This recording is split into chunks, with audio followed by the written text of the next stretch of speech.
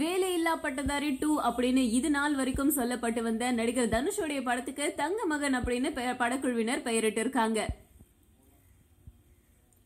வேலையில்லா பட்டதாரி 2 அப்படின்னு இந்த நாள் வரைக்கும் அழைக்கப்பட்டு வந்த நடிகர் தனுஷோடைய படத்துக்கு தங்க மகன் அப்படின்னு படக்குழுவினர் பெயரிட்டு இருக்காங்க.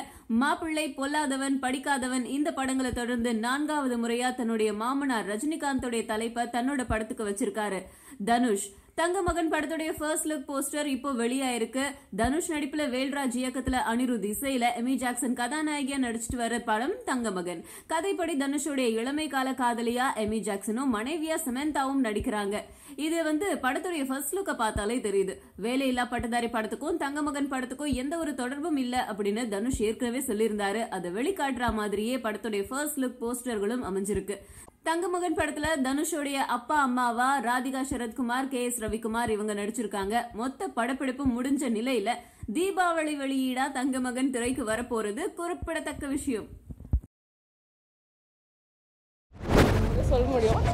அகர முகர எழுத்தெல்லாம் ஆதி பகவான் ஒழுத்தே உலகு. கண்டிப்பா சொல்ல கொஞ்சம் யோசிச்சுக்கவா.